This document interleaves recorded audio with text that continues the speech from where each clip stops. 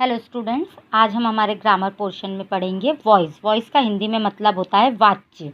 ये दो टाइप्स की होती है। वॉइस के दो टाइप्स होते हैं, एक्टिव वॉइस और पैसिव वॉइस।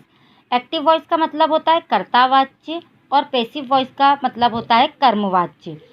अब हम पढ़ेंगे active voice. Active voice, in active voice subject is main. मतलब जो एक्टिव वॉइस होती है उसमें जो सब्जेक्ट है वो मेन होता है। For example, Mohan played football. Here, यहाँ पर मोहन जो है वो सब्जेक्ट है, प्लेड जो है वो वर्ब है और ऑब्जेक्ट क्या है इसमें, फुटबॉल। अब हम पैसिव वॉइस देखते हैं। इन passive voice object is main. Passive voice में जो ऑब्जेक्ट है वो मेन हो जाता है।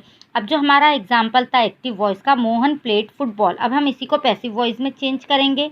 Football was played by Mohan. अब यहाँ पर क्या हो गया, फुटबॉल जो ऑब्जेक्ट था वो पैसिव वॉइस में आके क्या बन गया, सब्जेक्ट बन गया। और जो सब्जेक्ट था एक्टिव वॉइस में वो पैसिव वॉइस में आके क्या बन गया, ऑब्जेक्ट बन गया। Means subject becomes object. अब rules of changing active voice into passive voice. अब यहाँ पर कुछ रूल्स हैं जिससे हमें ये पता चलता है कि एक्टिव वॉइस में जब एक्टिव वॉइस से हम पैसिव वॉइस में चेंज करते हैं तो क्या होता है। सब्जेक्ट बिकम्स ऑब्जेक्ट, हमने यहाँ पर देख लिया, सब्जेक्ट क्या बन गया, ऑब्जेक्ट बन गया। Object becomes a subject and preposition by is put before verb. अब यहाँ पर क्या बताया है, जो ऑब्जेक्ट है वो बन गया सब्जेक्ट और प्रीपोजिशन बाय जो है वर्ब के बाद में लगा दिया गया है। मतलब हम उसका बाय का यूज़ करते हैं जब हम पैसिव वॉइस बनाते हैं। The form of verb changes into past participle means in third form while changing sentence into passive voice.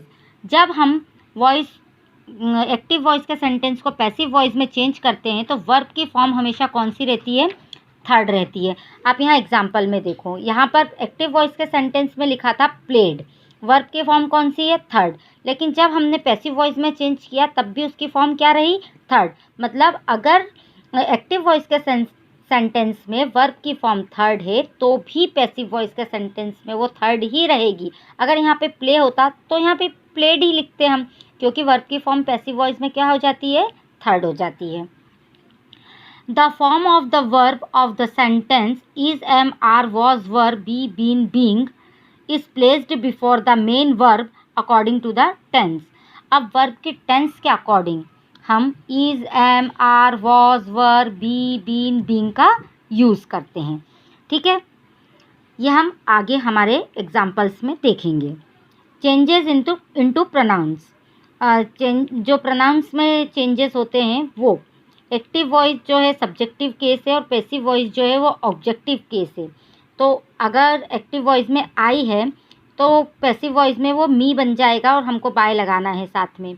We का अस हो जाएगा बाय अस, यू का यू ही रहेगा मतलब हो जाएगा बाय यू, ही का हिम हो जाएगा बाय हिम, शी का हर हो जाएगा बाय हर, इट का इट रहेगा बाय इट, दे का देम हो जाएगा मतलब by them. If there is modal in a sentence then we use be after that modal. Means can, could, shall, should, will, would, may, might. ये words अगर हमारे sentence में active voice के sentence में दिए हैं तो हम पैसिव वॉइस के सेंटेंस में बी का यूज़ करेंगे।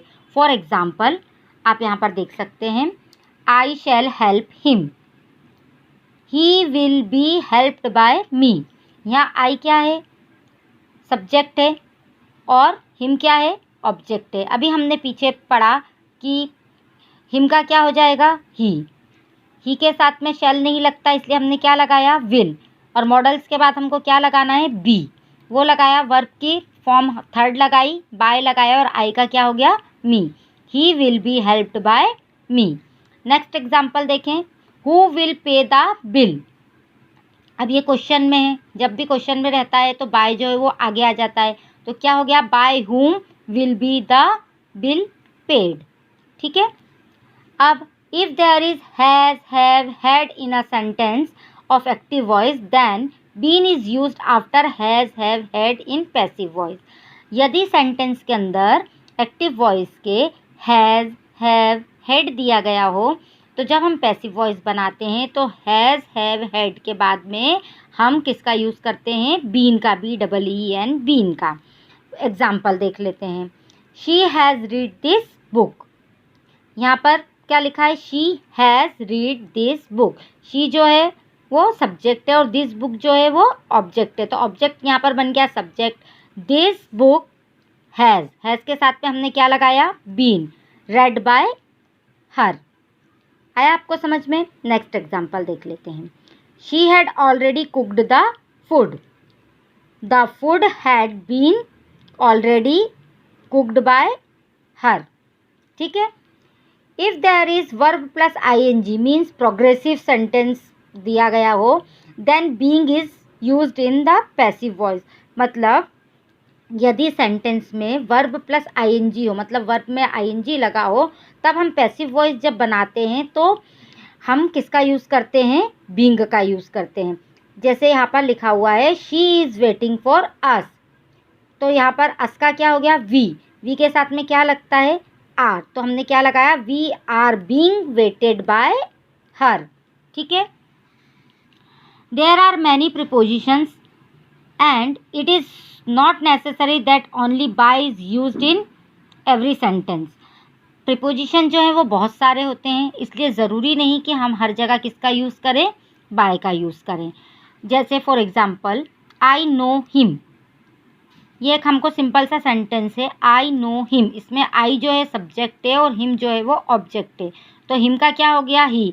नो की टेंस क्या है? Present tense. तो ही के साथ में क्या लगा? Is. He is known by, I का हो गया मी। और ज़रूरी नहीं है कि हम बाय ही प्रीपोजिशन यूज़ करें, तो हम इसको कैसे और लिख सकते हैं? He is known to me.